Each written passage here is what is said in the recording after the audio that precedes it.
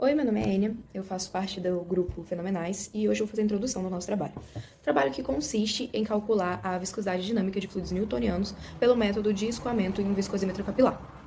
Para esse experimento, nós usamos alguns materiais. Nós usamos um reservatório com capacidade de 4 litros, dois dutos finos, um de 8 milímetros de diâmetro e 36 centímetros de comprimento, e um de 3 milímetros de diâmetro e um de 31,5 centímetros de comprimento. Usamos também um cronômetro, recipiente graduado, um termômetro e os fluidos, a salmoura do Mar Morto e o leite integral para o tubo de 3 milímetros de diâmetro e o óleo de soja para o duto de 8 milímetros de diâmetro.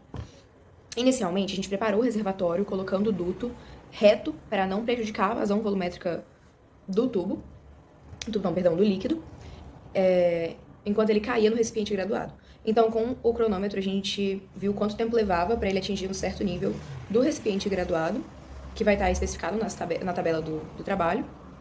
E cada um desses líquidos vai ser explicado por alguém do grupo. O João vai explicar o experimento da salmoura do Mar Morto, a Daniela vai explicar do leite integral e o Anderson vai explicar o do óleo de soja. Além desses materiais, a gente fez as medições do experimento. Nas medições, a gente tirou a temperatura dos líquidos, a gente mediu a altura do recipiente usado, a altura do fluido acima da entrada do duto e o comprimento e o diâmetro do duto que eu disse anteriormente.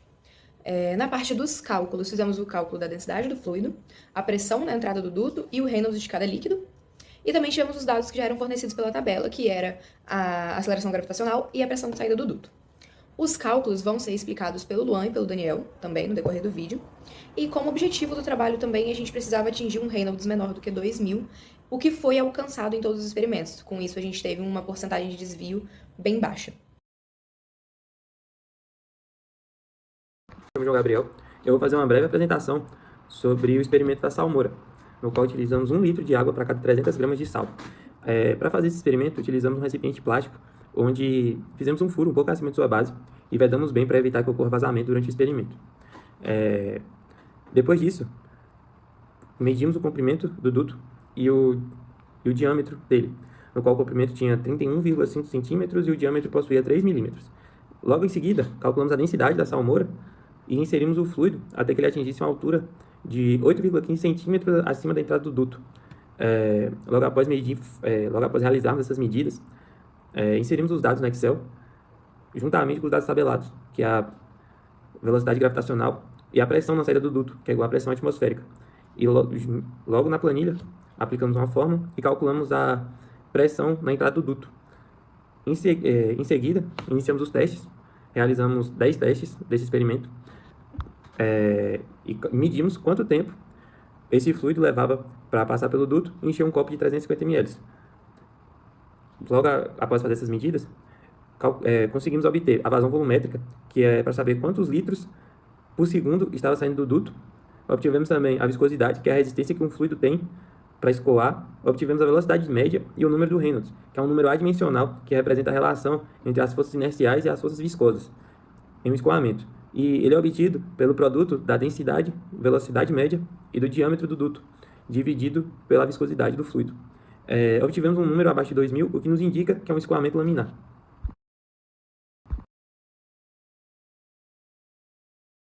Daniela, eu vou falar sobre a determinação experimental da viscosidade de fluidos newtonianos, mais especificamente o experimento realizado com o leite.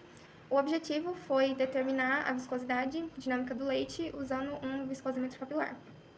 O experimento foi conduzido a uma temperatura de 25 graus Celsius e a gente utilizou um termômetro para mensurar isso. As dimensões foram de 31,5 centímetros do duto, o diâmetro de 3 milímetros e a altura do fluido de 8,15 centímetros. A densidade do leite foi considerada como 1.028 kg por metros cúbicos e utilizamos uma aceleração gravitacional de 9,8 metros por segundo ao quadrado. Durante o experimento, a gente registrou a pressão na entrada e na saída do duto. Na entrada, a pressão foi de 102.147 pascal e na saída foi de 101.325 pascal. Para cada teste, a gente utilizou o volume de 350 ml e a gente realizou 10 medidas consecutivas para garantir uma precisão melhor.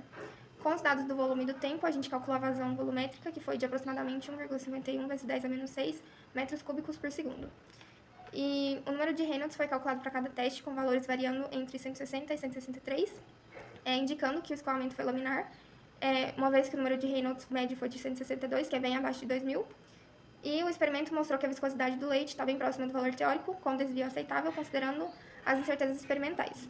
Em resumo, a gente conseguiu determinar a viscosidade dinâmica do leite com uma boa precisão e a gente utilizou o método de viscosimetria capilar.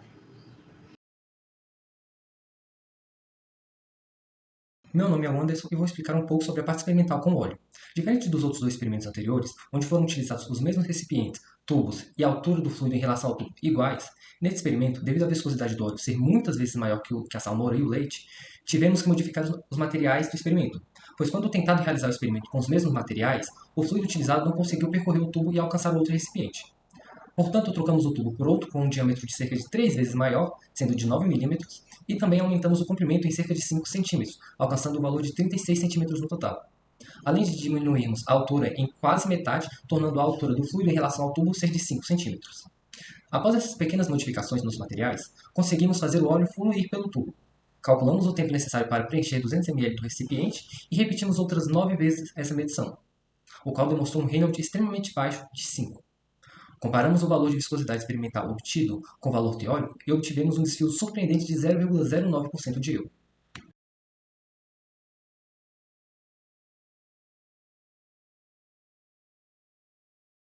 Olá, meu nome é Daniel e eu irei discorrer sobre o experimento da captura de vazão da salmoura, que foi inspirada na mistura, na composição da água do Mar Morto. Inspirada apenas porque foi utilizado uma proporção de 1,8 kg de sal para 6 litros de água, o que resultou numa mistura um pouco mais diluída do que a original.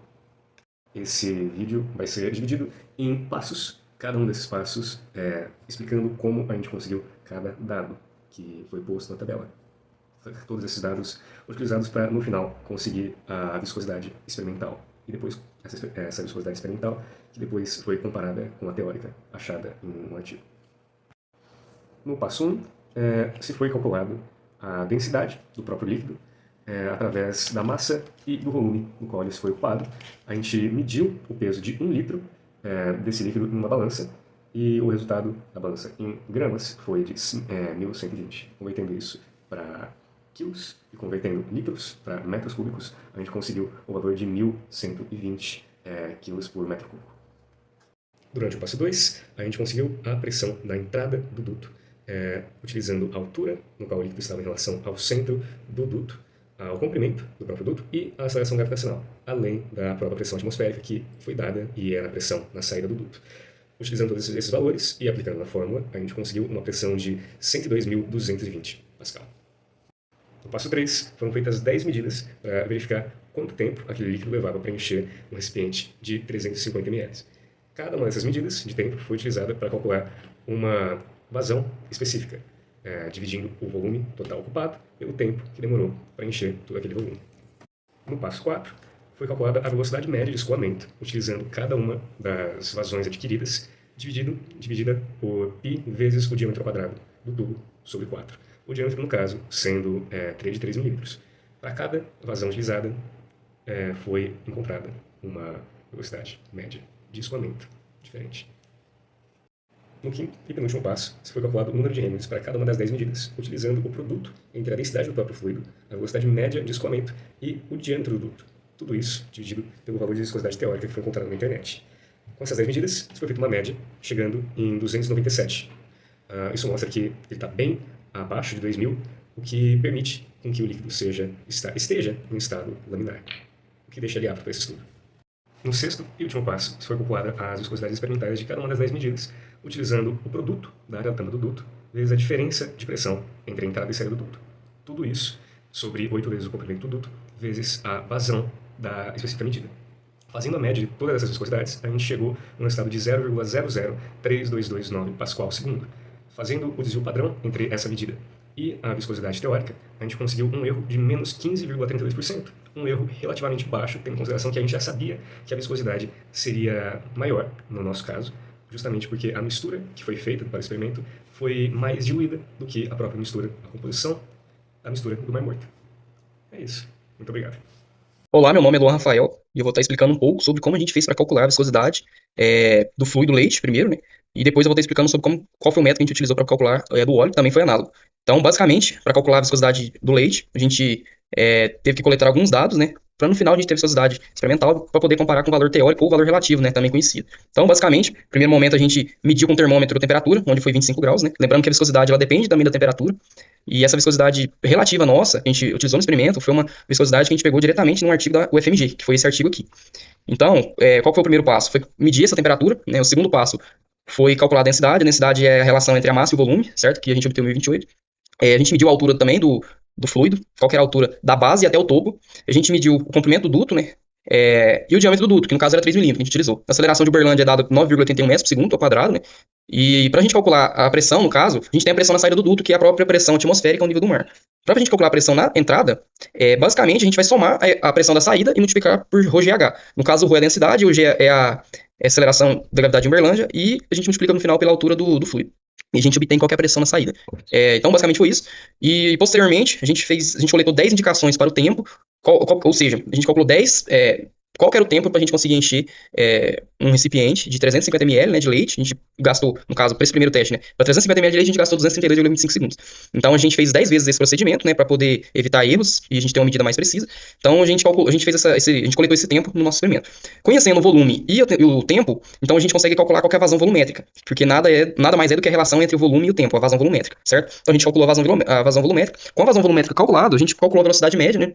Basicamente, a velocidade média é dado também pela vazão, é a relação da vazão com o tubo, com o diâmetro do tubo. Então, o diâmetro do tubo interfere nisso diretamente, né? Então, a gente calculou a velocidade média dessa forma. E depois, conhecendo a velocidade média, a gente calculou o número de Reynolds. O número de Reynolds, no caso, nesse experimento, para o experimento ser validado, ele necessita estar entre 0 e 2.000. A gente conseguiu um Reynolds de 162, a média. Então, a nossa teoria que a gente utilizou no experimento é válida, porque o número de Reynolds está dentro do previsto, do intervalo que a gente pode trabalhar.